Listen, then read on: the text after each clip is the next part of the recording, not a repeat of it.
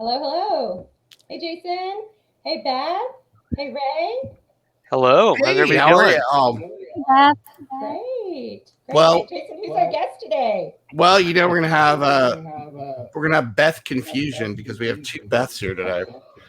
But I'm really happy to let everyone know that we have Beth White on today, and Beth White is the CEO of MeBeBot, and Beth is in Austin, Texas. And as you know, Austin seems to be the epicenter of all things technology lately. And people are moving into Austin at a record clip. And innovation in Austin is at a pace that we've never seen before. And things are just going crazy in Austin, all very positive things. And Beth and her company, MeBeBot, won the Austin Inno Award for being the most innovative software, I guess you'd say software company in Austin. It was an award that she received and her company received out of 64 companies that were nominated to be in the brackets. It's almost a little bit like the Final Four brackets in terms of how people face off.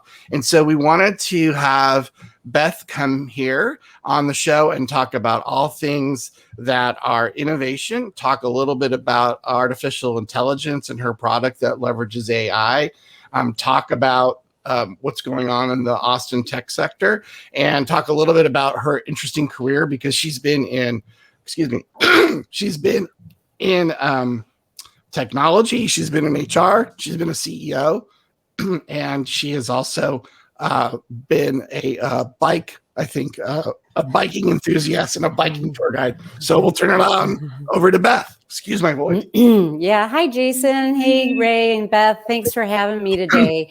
And just to clarify, Jason, we actually won the award at Tech Madness. They were really highlighting companies that people would most want to invest in. Okay. So it's really a great showcase for early stage companies or beyond that, are moving fast, that are frankly innovative, but that the viewers and the readers of Austin, Inno Madness or Tech Madness competition really believe in. And to us, that meant the world because, frankly, I've lived in Austin over 20 years. I've seen the city go from, the .com era to now where it is, where, Elon Musk is making his home and things and just the dramatic changes.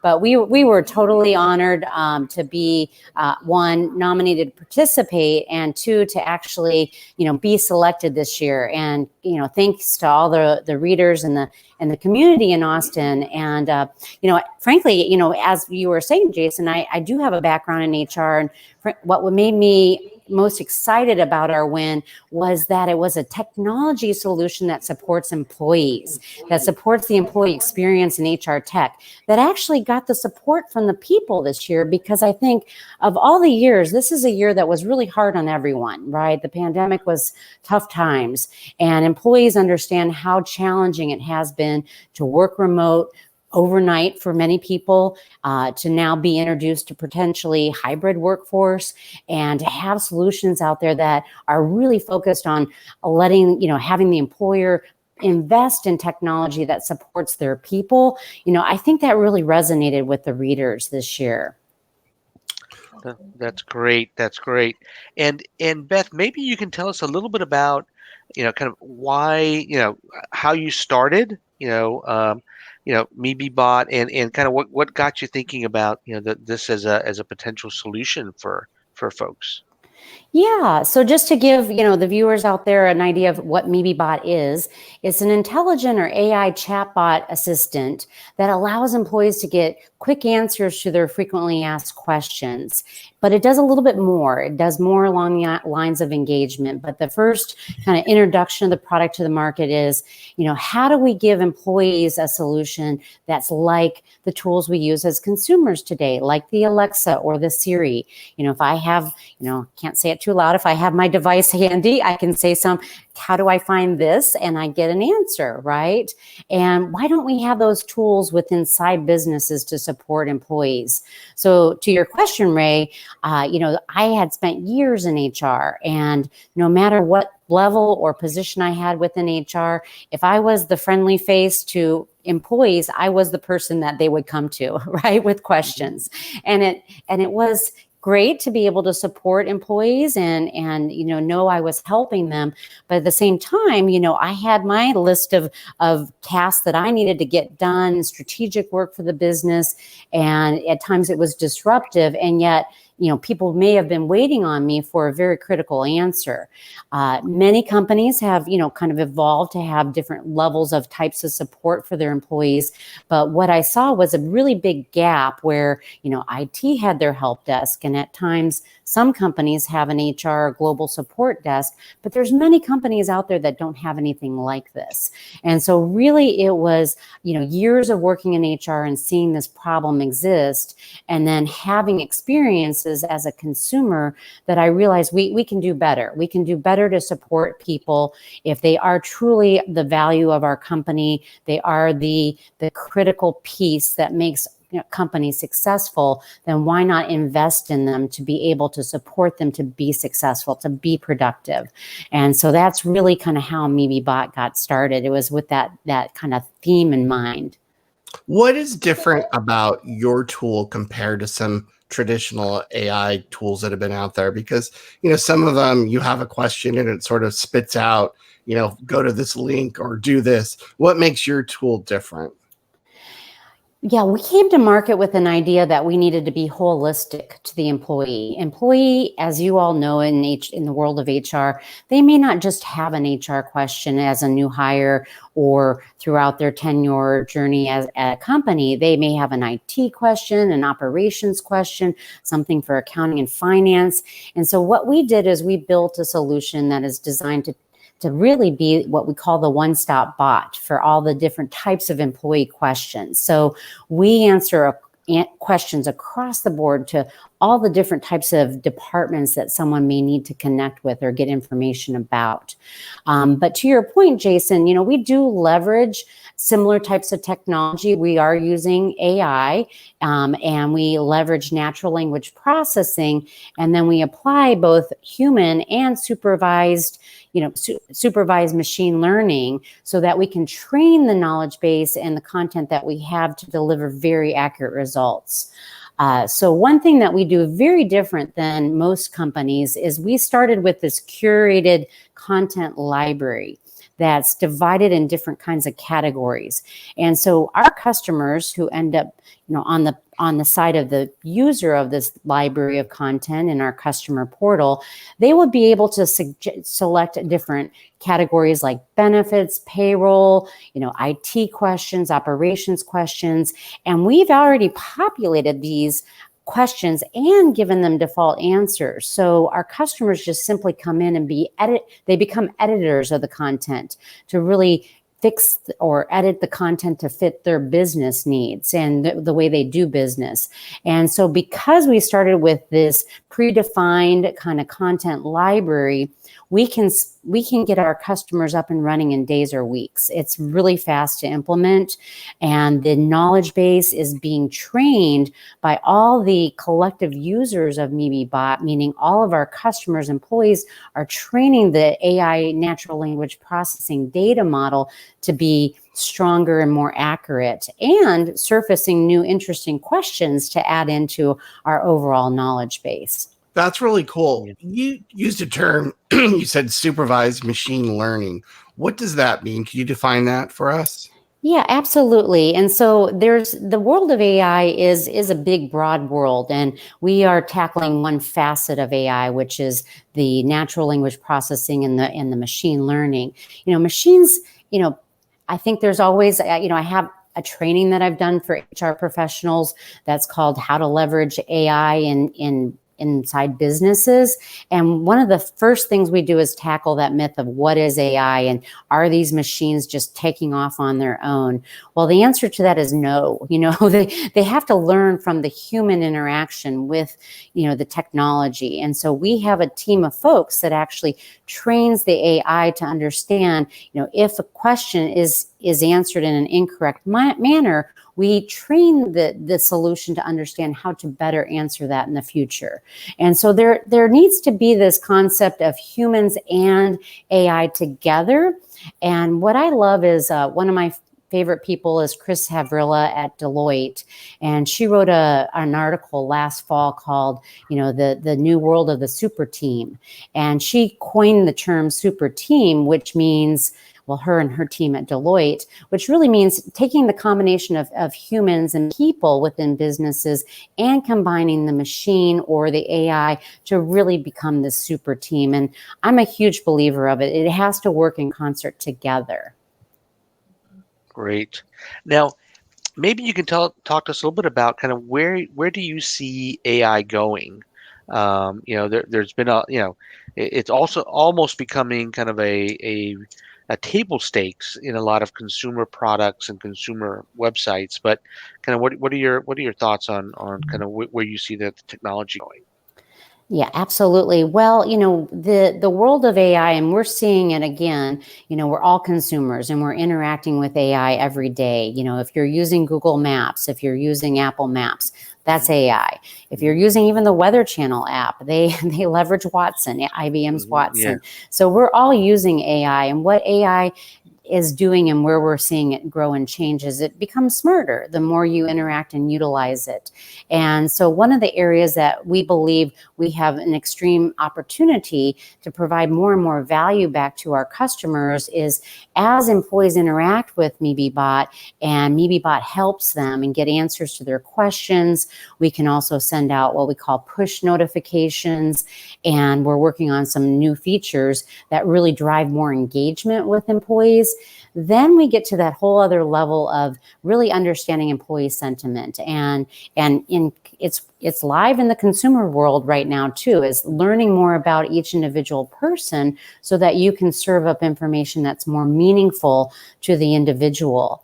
I call it the Netflix model. Amazon started with this years ago with, you bought this book and the next thing you know, they're suggesting other book titles that you're like, wow, I did like that book and I read that book. Well, it's the same type of concept is, why can't we provide employees, opportunities maybe that they don't know exist with inside companies by utilizing AI to understand the individual, understand the sentiment, perhaps serve up training and development opportunities based on their areas of interest.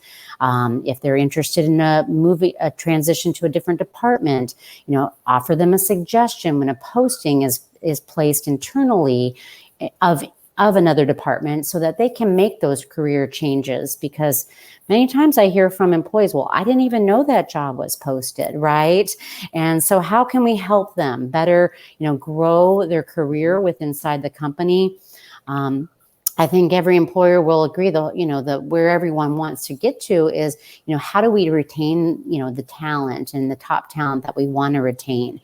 And employee tenure is averaging at 2.4 to 7 years per person. And, it's because people often don't see opportunities to move and advance within companies.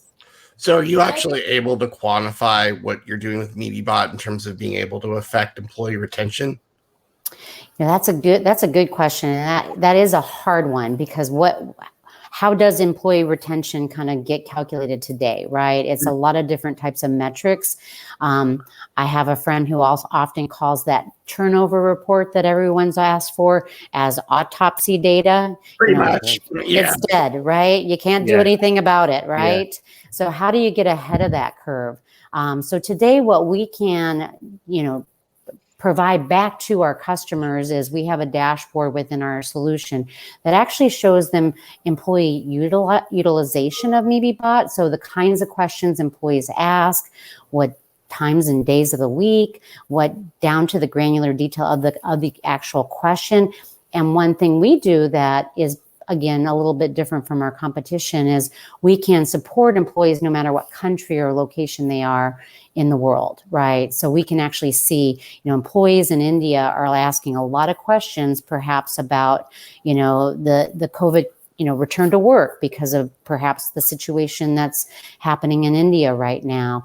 And so surfacing just even those insights to the business today of the needs of the employee based on what kinds of questions they're asking is that level of engagement we're at today. However, where we're going future forward is really to satisfy more of that desire to really understand the individuals within inside the business and to be able to surface things like perhaps people who may be looking for other work or, a flight risk as we used to call it, right? Well, the cool Yep. thing about that is that you're actually capturing leading indicators as opposed to lagging indicators, which is what every company wants to do, is what are the leading indicators that I can jump on before all these bad things happen, or you get the autopsy report, as you say. So that's a really cool thing. Yep. I think one of the things that you touched on as well, you were saying that, when you were in HR specifically, you had people come to you off and off and off. And I think it's so important that employees can find these tools using your system, but also it doesn't take away from having HR professionals in the office. So a lot of the things that can be answered using your service can really help the HR employees to focus on their workforce and the needs of the workforce as well. I think that's an amazing asset to most companies. Yeah, it's interesting because when we brought this product to market, people, again, outside of the HR profession would say to me, wow, do you think the HR people are going to think this is going to replace their jobs? And I said, are you kidding me? I don't think any HR person really thought they were being hired to sit around all day and answer employee questions. I mean, they have college degrees, they have worked their careers to focus on, really critical issues to businesses today, like mental health and wellness, career development, compensation. I mean, those are the types of things that we want our HR professionals to be able to focus on. And that's what we're helping them to do is let us help with what I call the low-hanging fruit, the things that perhaps are the noise that needs to be, again, supported by, we need to support our employees, but it often takes you away from some of the core focus of tasks that really drive and propel the business forward. And that it's really necessary for a person to handle those specific needs in some instances. You'd rather, if you're, having like you mentioned, a mental health, situation, you'd much rather, I think, at times talk to an individual to get your needs met. So it does allow your HR professionals to cater exactly to the needs of the employees. I think it's great. So as you look at MeBeBot right now, where do you see yourself going in terms of the next, 3 to 5 years? Where do you see your growth trajectory?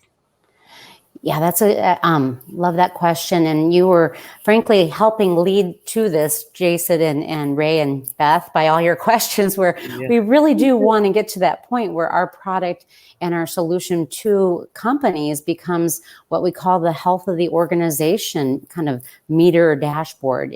Wouldn't it be amazing to have a dashboard where you can log into and actually see, the levels of employee sentiment and engagement that your employees have with the business?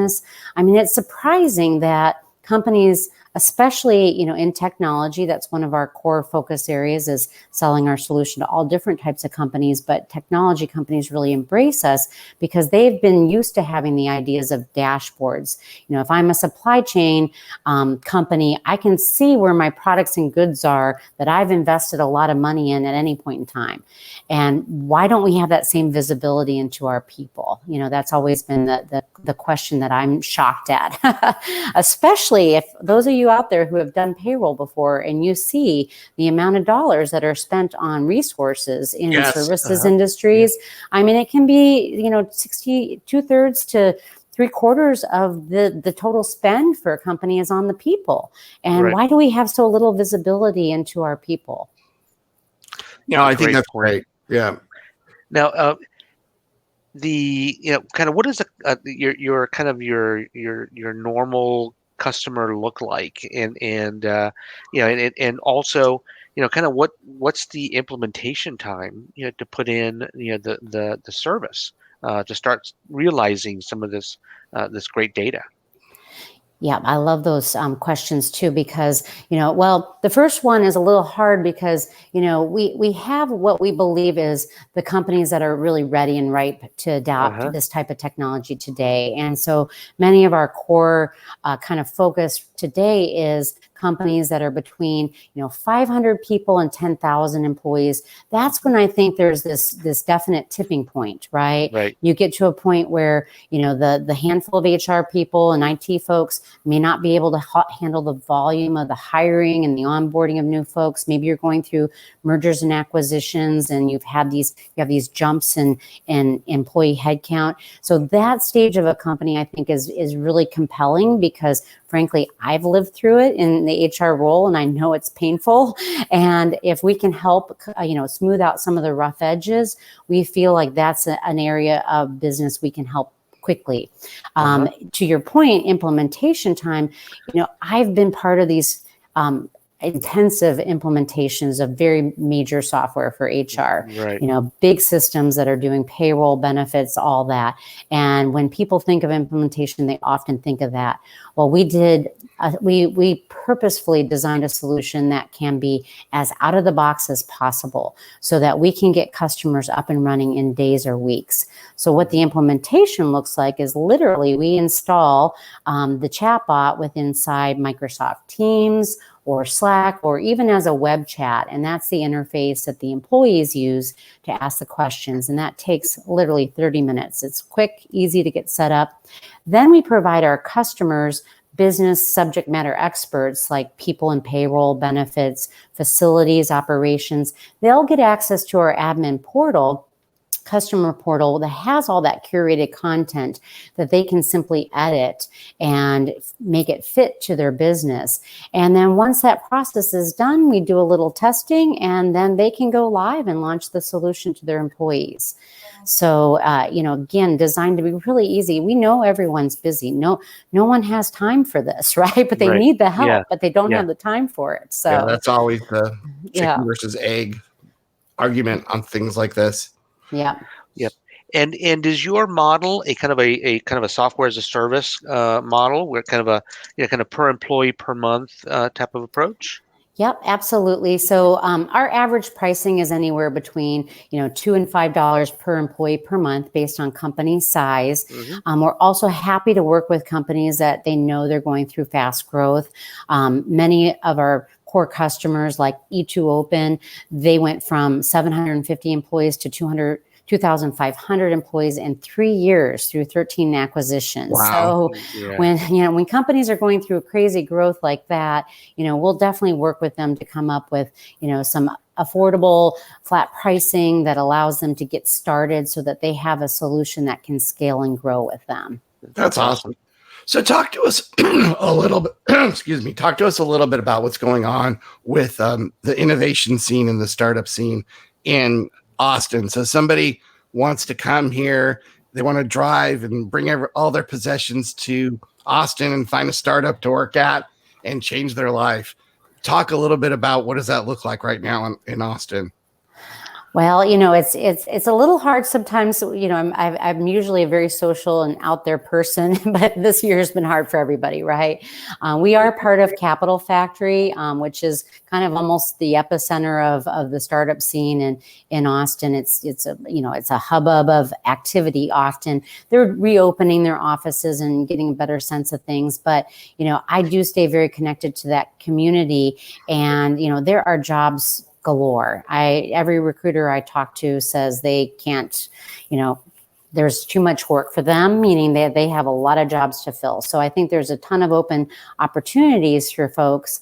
I think the one thing that I wish we would do a better job of, and I was in recruiting as well, is being very open-minded to people who may have lived in different geographic areas that they didn't have a lot of tech, but they may have been in manufacturing or in consumer product goods, and just putting a new lens on them just because they don't have all the requirements on a job description. If this is a person that you think has a propensity to, really understand some of the roles that are available in Austin, give some folks a chance, and of course support the people who have been here a long time as well, because there's a bit of threat, from people who have been in Austin a long time that when other people come in, that it makes it perhaps a little more challenging to find those great opportunities than may have been before. But it's a hot ecosystem right now, for sure. Yeah, I don't think we want to recreate all of the things that made Silicon Valley, because I think there were great things, but there were also things that, we don't want to recreate, which was that I think a lot of people were pigeonholed. You had to come to be from a certain university. You had to have certain skills. You had to have to work at certain companies in order to move around. And I think you're really very sage in saying that we want to make sure that we allow people from, every position and every type of background to be able to come in and look at jobs and be somebody that can help the technology ecosystem. I think that's really important. And I'll also do just a shout out to the military personnel as well. I mean, one of the pieces of Capital Factory is they started the Army Future Command Center there. I'm an Army brat, so my dad was in the military. It's very hard for retired people.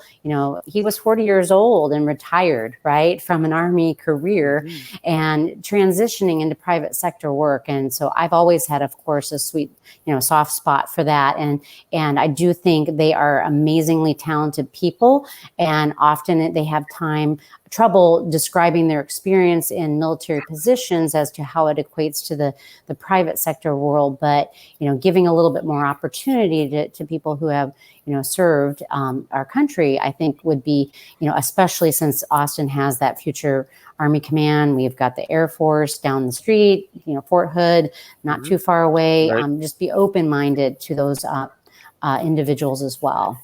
Yeah, I don't think people realize how big a deal it is to have the Army Future Command Center in Austin, because basically what that does is every single product or service or technology or new type of thing that the Army needs is all looked at through the Army, through that center. And everything that's 5, 10, 15, 25, 30 years out is reviewed. And so that's sort of the epicenter of all sorts of new technology coming in. So it's an amazing center to have in Austin. It's really a big, big, big deal. So if you're not aware of that, that's another reason to really tap into what's going on into Austin. It's a huge deal. And then if you're looking for opportunities and you're a veteran, we recommend Breakline. They're good friends of ours. They do a great job of helping veterans look for jobs. So we're super pumped up about Breakline. They do a great job. Yep. And also, we work very closely with Parsons, and that's another, government contracting firm that's global. And we'd be more than happy to make introductions for folks that are interested in that.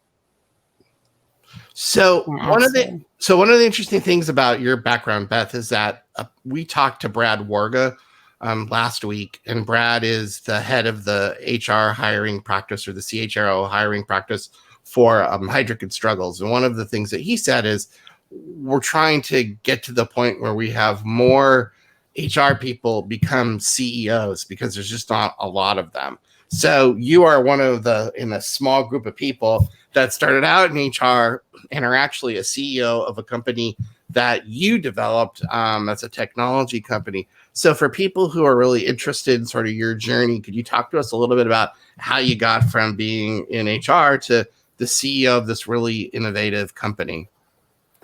Well, it's called surround yourself with amazing other people that are super talented and will actually lift you. So, and that's one of the benefits of being in HR and having been in recruiting, is that I knew some amazing folks. So when I wanted to go down this journey, it wasn't alone. It was tapping all these great people that I knew to come with me down this process. But I think often in companies, when you think about it, HR, again, does control such a huge portion of the overall budget.